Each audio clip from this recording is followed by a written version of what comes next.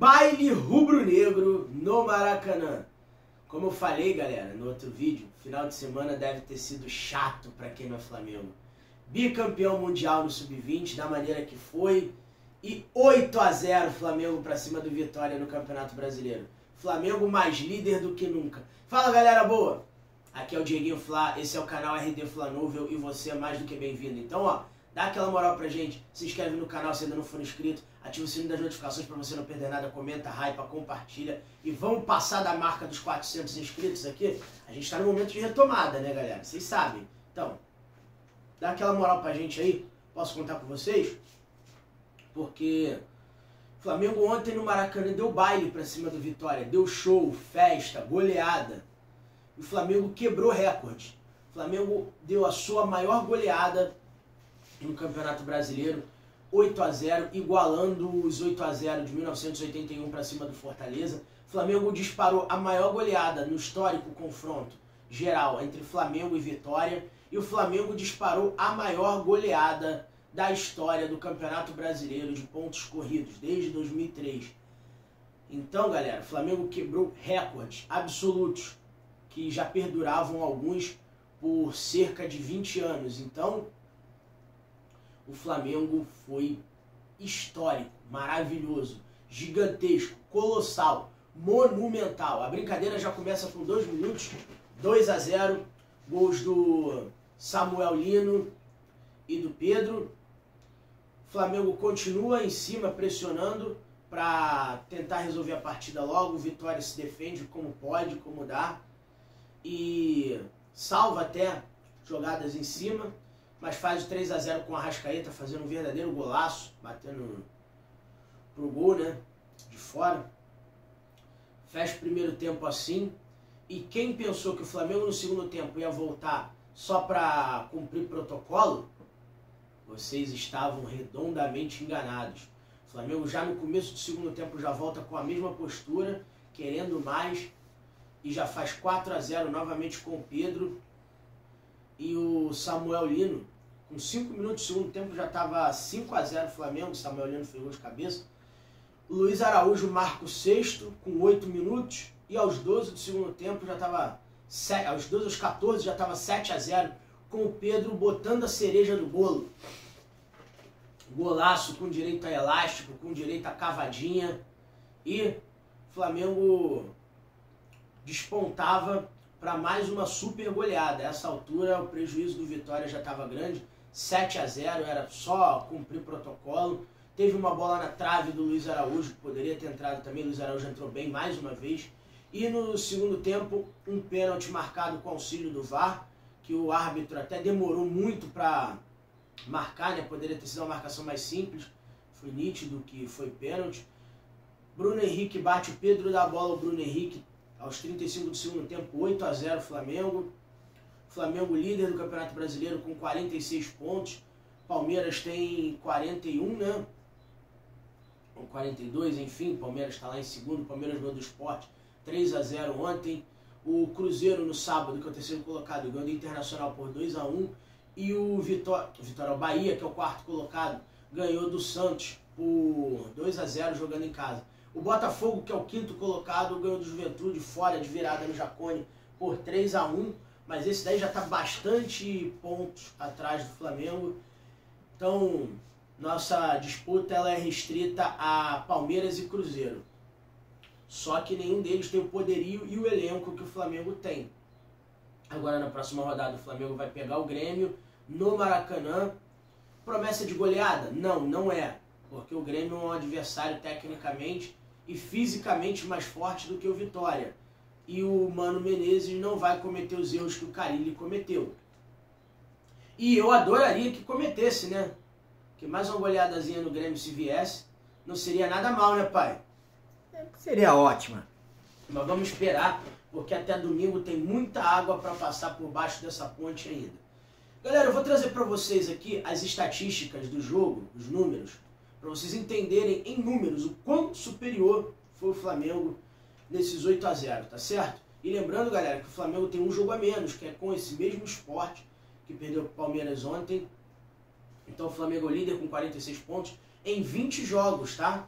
Só para deixar registrado aí. E o Palmeiras é o segundo colocado com 19 jogos. O Cruzeiro, que é o terceiro, tem 21 já. Mas Flamengo e Palmeiras têm jogos a cumprir ainda.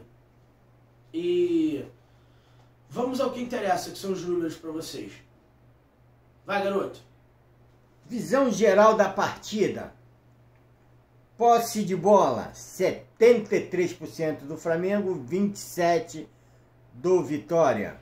E é como eu falei, eu achei que tinha sido mais, visualmente falando, ouvindo as narrações, conversando com meu pai durante o jogo, dava a impressão de que era muito mais, né, pai? Por tudo que o Flamengo fez. O Flamengo não tinha só a bola, o Flamengo sabia o que fazer com a bola. Grandes chances, 7 do Flamengo, 0 do Vitória. Ou seja, todas as chances criadas, as grandes chances criadas do Flamengo foram convertidas em gol. Total de chutes, 20 do Flamengo, 2 do Vitória. Vai. Defesas do goleiro, 1 do Flamengo, 2 do Vitória. Ou seja, dessas 20 finalizações do Flamengo aí, 8 gols, 1 na trave e 2 defesas do goleiro do Vitória. Só não foi mais que Deus não quis, né? Escanteios, 8 do Flamengo, 1 do Vitória. Sobretudo no primeiro tempo. A maioria dos escanteios foram no primeiro tempo, tá? Faltas, 17 do Flamengo, 6 do Vitória. E o que chama a atenção, apesar do número alto de faltas, nenhuma desleal, nem por parte do Flamengo, nem por parte do Vitória. O jogo não teve cartões, não teve reclamação ostensiva, não teve nenhum incidente. Tanto que a lesão do Alexandro foi uma lesão muscular, não foi algo provocado por pancada ou coisa do tipo. E o jogo foi disputado 100% na bola. Então parabéns ao Flamengo e ao Vitória por isso. Passes, 770 do Flamengo, 290 do Vitória. O que chama a atenção, galera, é que o Vitória trocou geralmente a quantidade de passes que o oponente do Flamengo troca, sobretudo no Maracanã, de 270 a 320 passes. Então, mais ou menos ali na média, na estimativa, tá certo. Mas o Flamengo ele foi tão superior, mas tão superior dentro dos 73% de posse de bola, e o Flamengo valorizava cada interação que tinha com a redonda dentro de campo, que o Flamengo trocou muito mais passes do que ele troca, geralmente de 480 a 500 e poucos passes ali. O Flamengo superou em muito, trocando quase 800 passes dentro da partida. Isso chama muito a atenção. Desarmes, 11 do Flamengo, 24 do Vitória. O Flamengo desarmou menos porque tinha mais posse de bola. E o Vitória também acabava perdendo a posse de bola com muita facilidade. Então, eles tiveram muito mais desarmes porque tiveram muito mais trabalho dentro de campo. Tiro diretos, 5 do Flamengo, 17 do Vitória. Ou seja, todas as faltas que o Flamengo fez foram em tiros diretos, e as faltas do Vitória, das 6, uma foi tiro livre indireto. Total de chutes, 20 do Flamengo, 2 do Vitória. Uma defesa do goleiro Rossi e uma bola para fora por parte do Vitória. Do Flamengo, 7 finalizações na direção do gol, 8 na direção do gol, né, que entraram. 2 o goleiro defendeu, 1 na trave e o resto bloqueado para fora. Vai. Chutes ao gol, 11 do Flamengo, 1 do Vitória. Finalização na trave, 1 do Flamengo, 0 do Vitória.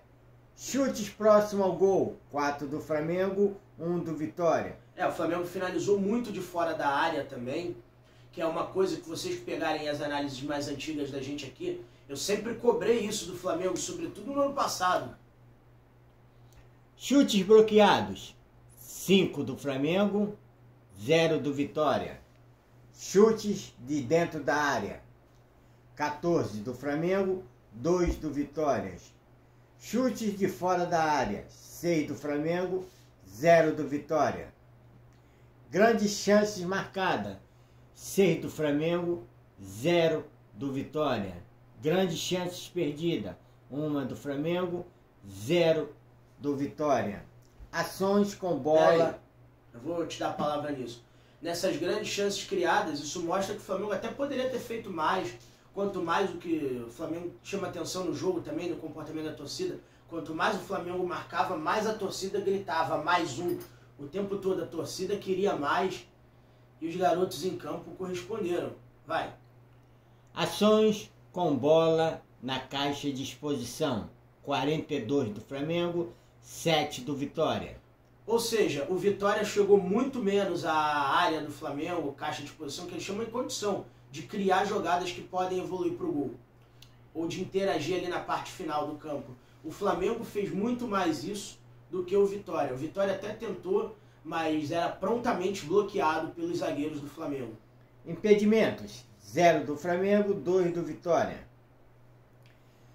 Passes certos, 721 do Flamengo, 239 do Vitória.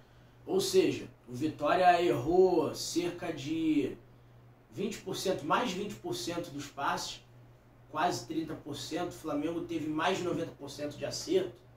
E isso diz muito do que foi a partida, diz muito do que aconteceu dentro de campo. Esse, para mim, essa é a estatística mais interessante, mais importante.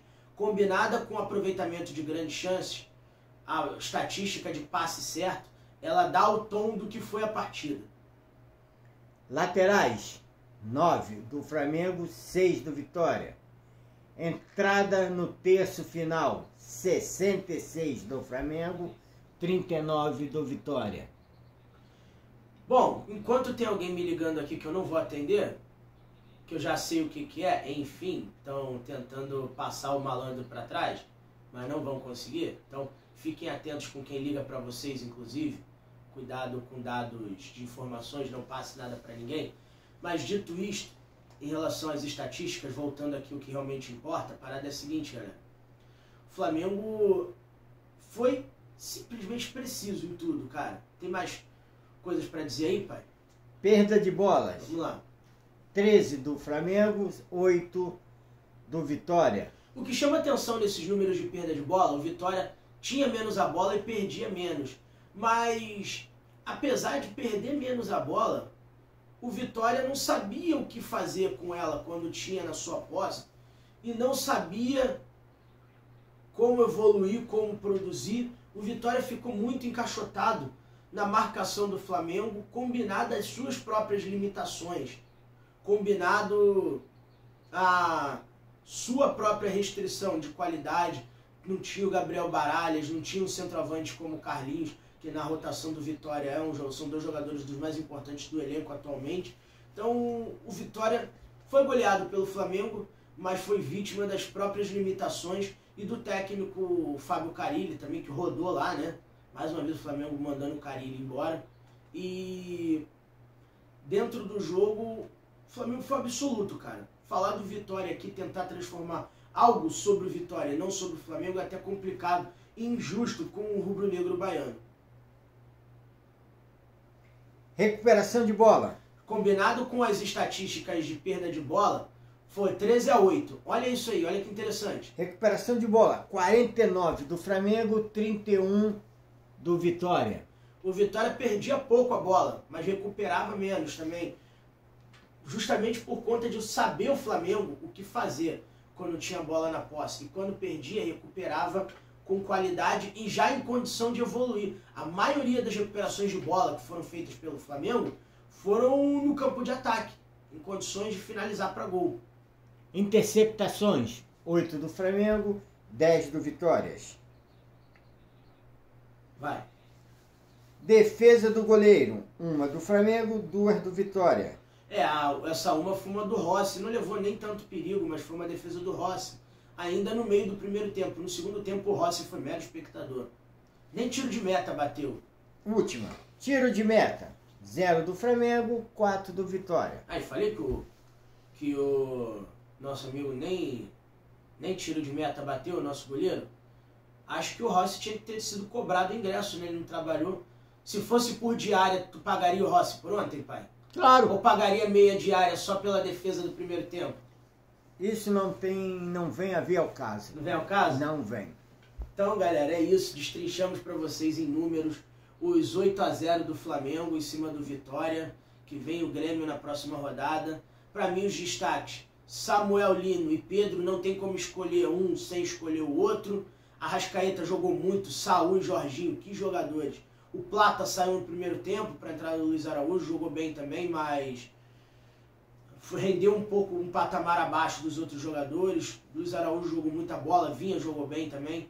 Não vou escolher um destaque negativo do Flamengo, porque todo mundo jogou bem, até o Alexandro até ser substituído. E no Vitória, não vou escolher nenhum destaque negativo, porque é falta de respeito com os caras também, porque os caras são profissionais ali, foram respeitosos dentro da bola, não bateram, não fizeram faltas mais fortes, respeitaram, então foi uma partida dentro do fair play. Não vou fazer feio escolhendo um jogador como destaque negativo, por conta da dinâmica da partida. Seria até injusto da minha parte fazer isso, tá certo? Então não sai desse vídeo sem deixar o seu like, se inscreve no canal se ainda não for inscrito, ativa o sininho das notificações para você não perder nada, comenta, compartilha, hype o vídeo. Tamo junto, saudações rubro-negras.